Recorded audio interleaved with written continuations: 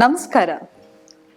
ಇವತ್ತು ನಾನು ಯಾವ ಟಾಪಿಕ್ ಬಗ್ಗೆ ಮಾತಾಡ್ತಾ ಇದ್ದೀನಿ ಅಂತ ಹೇಳಿದ್ರೆ, ಅದರಲ್ಲೂ ಈಗ ಹೆಚ್ಚಾಗಿ ಸ್ಕೂಲ್ ಮಕ್ಕಳು ಬ್ಯಾಗಲ್ಲಿ ಎಷ್ಟೋ ಸತಿ ನಾವು ಟಿ ವಿಲಿ ಕೇಳಿದ್ವಿ, ನ್ಯೂಸ್ ಪೇಪರಲ್ಲಿ ಓದಿದ್ವಿ, ಈ ಮಾದಕ ವಸ್ತುಗಳು ಬ್ಯಾಗಲ್ಲಿ ಸಿಗ್ತಾ ಇರೋದು, ಅಥವಾ ಮೊಬೈಲಲ್ಲಿ ಅನಾವಶ್ಯಕ ವಿಚಾರಗಳ ಬಗ್ಗೆ ತಿಳ್ಕೊಳ್ಳೋದಾಗಿರಬಹುದು, ಅಥವಾ ಅಡಲ್ಟ್ ವೆಬ್ಸೈಟ್ಗಳಲ್ಲಿ ಹೆಚ್ಚಾಗಿ ಮಕ್ಕಳಿಗೆ ಆಕ್ಸೆಸಿಬಿಲಿಟಿ ಇರೋದನ್ನು ನಾವು ಕೇಳ್ತಾ ಇದ್ದೀವಿ, ನೋಡ್ತಾ ಇದ್ದೀವಿ. ಆದರೆ ಇದಕ್ಕೆಲ್ಲ ಮುಖ್ಯ ಕಾರಣ ಏನು?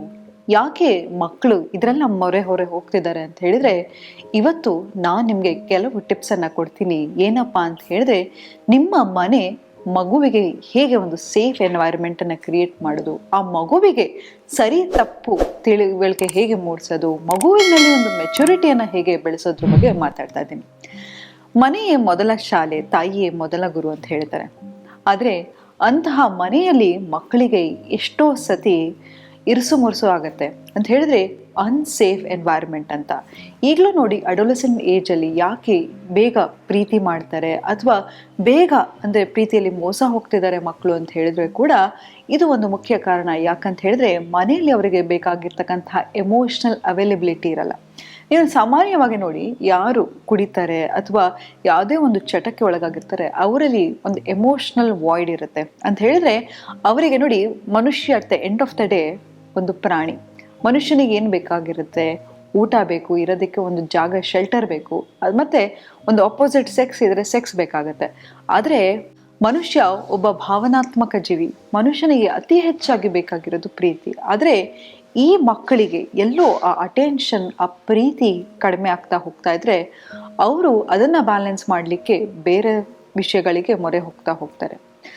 ಹಾಗಾಗಿ ಇವತ್ತು ನಾನು ಯಾವುದ್ರ ಬಗ್ಗೆ ಮಾತಾಡ್ತಾ ಇದ್ದೀನಪ್ಪ ಅಂತ ಹೇಳಿದ್ರೆ, ಮನೆಯನ್ನು ಹೇಗೆ ಒಂದು ಸೇಫ್ ಎನ್ವೈರ್ಮೆಂಟನ್ನು ಕ್ರಿಯೇಟ್ ಮಾಡೋದು ಅಂತ. ಮೊದಲನೇದಾಗಿ ಗಂಡ ಹೆಂಡತಿಗೆ ನಾನು ಒಂದು ಮುಖ್ಯವಾದ ಟಿಪ್ಪನ್ನು ಹೇಳ್ತೀನಿ.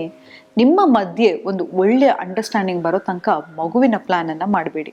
ಯಾಕಂತ ಹೇಳಿದ್ರೆ ಯಾವ ಮಕ್ಕಳು ಕೂಡ ಮೇಲೆ ನಿಂತು ಅಯ್ಯೋ ನನ್ನನ್ನು ಕಾಪಾಡಿ, ನನಗೆ ಜನ್ಮ ಕೊಡಿ ಅಂತ. ಆದರೆ ನಾವೇನು ಮಾಡ್ತೀವಿ, ಮಕ್ಕಳಿಗೆ ನಾವೇನೋ ಫೇವರ್ ಮಾಡ್ತಾ ಇದ್ದೀವಿ, ಜನ್ಮ ಕೊಟ್ಟ ಹೋಗಿ ಅಂತ ಮಾಡ್ತೀವಿ. ನಾವು ಮಕ್ಕಳನ್ನು ಹುಟ್ಟಿಸೋದು ನಮ್ಮ ಸ್ವಾರ್ಥಕ್ಕಾಗಿ. ಹಾಗಾಗಿ ಅವರು ನಮ್ಮನ್ನು ಕೇಳಿರಲ್ಲ.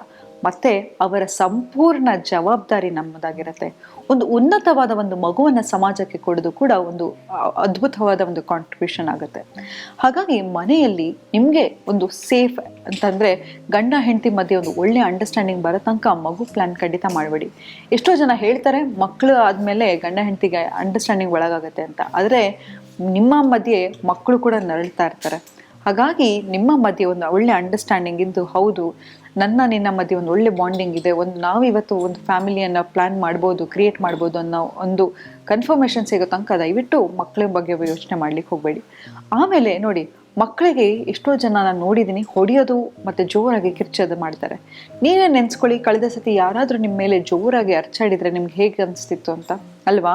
ಸೊ ಯಾರಿಗೂ ಅಷ್ಟೇ, ನಮಗೆ ದೊಡ್ಡವರಾದ್ಮೇಲೆ ನಮಗೆ ಯಾರಾದರೂ ಜೋರಾಗಿ ಬೈದರೆ ನಮಗೆ ಸಹಿಸ್ಕೊಳ್ಳಿಕ್ಕಾಗಲ್ಲ. ಅಂಥದ್ರಲ್ಲಿ ಸಣ್ಣ ಮಕ್ಕಳಿಗೆ ನಾವು ಜೋರಾಗಿ ಮಾತಾಡಿದರೆ ಅದೇನಾಗತ್ತೆ ಅಂತ ಹೇಳಿದ್ರೆ ಅವರು ಕೋಪವನ್ನು ವ್ಯಕ್ತಪಡಿಸ್ತಾರೆ. ಇಲ್ಲ ಅಂತ ಹೇಳಿದ್ರೆ ಹೆಲ್ಪ್ಲೆಸ್ನೆಸ್. ಯಾಕಂತ ಹೇಳಿದ್ರೆ ನನ್ನ ತಂದೆ ತಾಯಿ ಅಂದರೆ ಫಂಡಮೆಂಟಲ್ ರಿಲೇಷನ್ಶಿಪ್ ಮಕ್ಕಳಿಗಿರೋದು ತಂದೆ ತಾಯಿ ಜೊತೆ.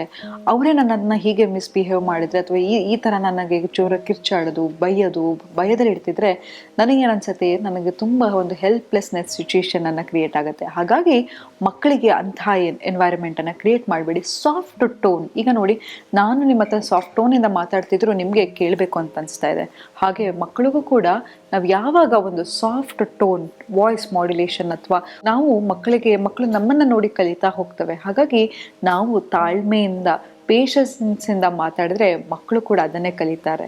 ಹಾಗಾಗಿ ಮಕ್ಕಳ ಹತ್ರ ಮಾತಾಡುವಾಗ ತುಂಬ ಪೇಷನ್ಸ್ ಆಗಿ, ತಾಳ್ಮೆಯಾಗಿ, ಅವರ ತಪ್ಪಿನ ಅರಿವು ಮೂಡಿಸೋ ರೀತಿ ಮಾತಾಡ್ತಾ ಹೋಗಬೇಕು. ಮತ್ತು ನಾವು ಏನು ಮಾಡ್ತೀವಿ, ಮುದ್ದು ಮಾಡಿದ್ರೆ ಹಾಳಾಗ್ಬಿಡ್ತಾರೆ ಮಕ್ಕಳು ಅಂತ. ಅದು ಅತಿಯಾದ ಮುದ್ದು ಅಂತ ಹೇಳಿದ್ರೆ ಏನು ಕೇಳಿದ್ರು ಕೊಡಿಸ್ಬಿಡೋದು, ಅಥವಾ ಯಾವಾಗಲೂ ಎಲ್ಲರನ್ನೂ ನಿಂದಿಸಿ ಆ ಮಗುವನ್ನು ಹೆಚ್ಚಾಗಿ ಮುದ್ದಾಡೋದು, ಅಥವಾ ಪೇರೆಂಟ್ಸ್ ಅಂದರೆ ಈಗ ನನ್ನ ಸ್ಪೌಸನ್ನು ನಾನು ತೆಗಳಿ ಮಗುವನ್ನ ಹೊಗಳೋದಾಗಿರ್ಬೋದು. ಇದೆಲ್ಲ ಮಾಡಿದ್ರೆ ಮಕ್ಕಳು ಮಂಡಿಡಿಯೋದು ನಿಜ.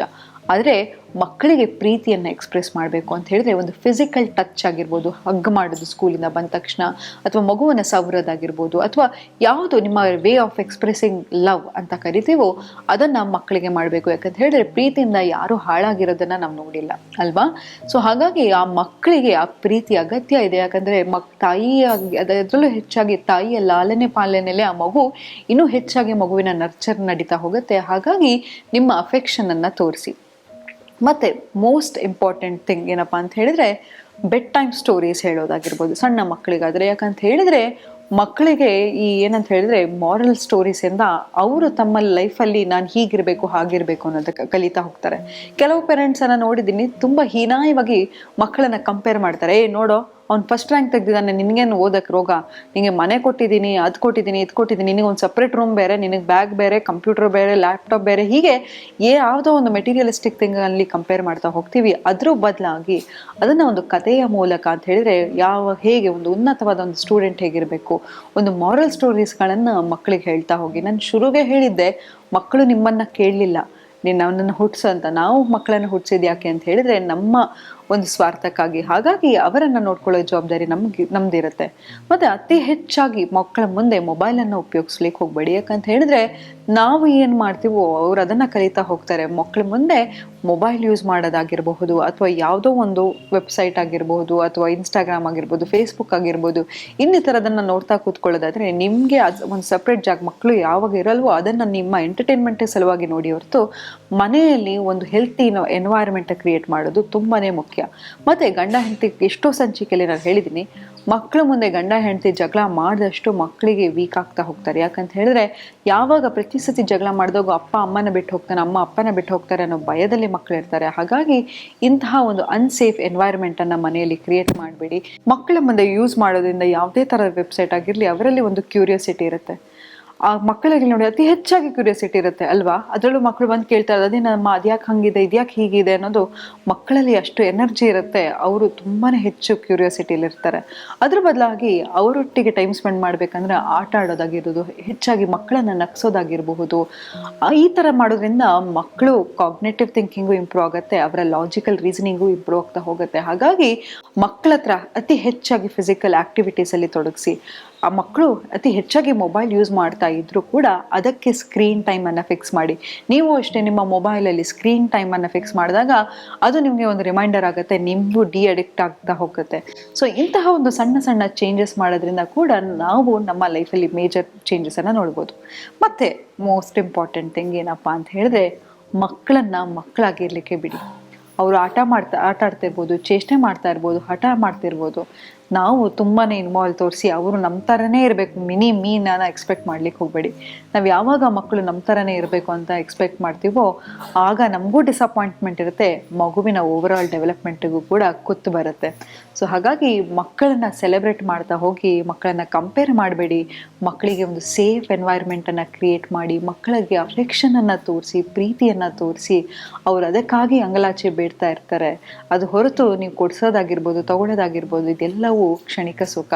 ನೀವೇ ಹೇಳಿ, ಲಾಸ್ಟ್ ಟೈಮ್ ನೀವು ಏನು ತುಂಬ ದುಡ್ಡು ಕೊಟ್ಟು ತೊಗೊಂಡಿದ್ರಿ, ಇವತ್ತಿಗೆ ಸಡನ್ ಆಗಿ ಕೇಳಿದ್ರು ಕೂಡ ನಿಮಗೆ ನೆನಪಾಗಲ್ಲ. ಯಾಕಂತ ಹೇಳಿದ್ರೆ ನಮಗೆ ಒಂದು ವಸ್ತುವನ್ನು ತಗೊಳ್ಳೋ ತನಕ ಅದ್ರ ಮೇಲೆ ಆಸಕ್ತಿ ತುಂಬಾ ಇರುತ್ತೆ. ತೊಗೊಂಡಾದ್ಮೇಲೆ ಅದನ್ನು ಎಲ್ಲಿಡ್ತೀವಿ ಅನ್ನೋದು ನಾವು ಮರ್ತು ಹೋಗಿರ್ತೀವಿ. ಹಾಗಾಗಿ ವಸ್ತುವಿಗೆ ಇಂಪಾರ್ಟೆನ್ಸ್ ಕೊಡಬೇಡಿ. ನಾನು ಅದು ಕೊಡಿಸ್ದೆ, ಇದು ಕೊಡಿಸ್ದೆ ಅಂತ. ಮಕ್ಕಳಿಗೆ ಪ್ರೀತಿ ಕೊಡಿ, ವಾತ್ಸಲ್ಯ ಕೊಡಿ, ಮಕ್ಕಳಿಗೆ ಎಮೋಷ್ನಲ್ ಸಪೋರ್ಟನ್ನು ಕೊಡಿ. ಶಾಲೆಯಲ್ಲಿ ಏನೇ ಆದರೂ ಕೂಡ ಮನೆಗೆ ಬಂದು ಹೇಳ್ಕೊಳ್ಳೋಷ್ಟು ಧೈರ್ಯವನ್ನು ತರಬೇಕು. ಅದು ಬಿಟ್ಟು ಸದಾ ಮಕ್ಕಳಿಗೆ ಕಿರ್ಚೋದು, ಅರ್ಚೋದು ಅಥವಾ ಬೈಯೋದು, ತೆಗಳೋದು ಮಾಡಿದ್ರೆ ನಿಮ್ಮ ಮಕ್ಕಳ ಬಿಹೇವಿಯರನ್ನು ನೀವೇ ಚೇಂಜಸ್ ಮಾಡ್ತಿರ್ತೀರ. ನಮ್ಮ ಮಕ್ಕಳು ನಮ್ಮ ಜವಾಬ್ದಾರಿ, ಅವರ ಓವರ್ ಆಲ್ ಡೆವಲಪ್ಮೆಂಟ್ ನಮ್ಮ ಜವಾಬ್ದಾರಿ. ಹಾಗಾಗಿ ಒಂದು ಉನ್ನತವಾದ ಒಂದು ಮಗುವನ್ನು ಸಮಾಜಕ್ಕೆ ಕೊಟ್ಟರೆ ಅದಕ್ಕಿಂತ ಅದ್ಭುತವಾದ ಕಾಂಟ್ರಿಬ್ಯೂಷನ್ ಯಾವುದೂ ಇಲ್ಲ ಅಂತ ಹೇಳ್ತಾ ಇವತ್ತಿನ ಸಂಚಿಕೆಯನ್ನು ಮುಕ್ತಾಯಗೊಳಿಸ್ತಿದ್ದೀನಿ. ಧನ್ಯವಾದಗಳು.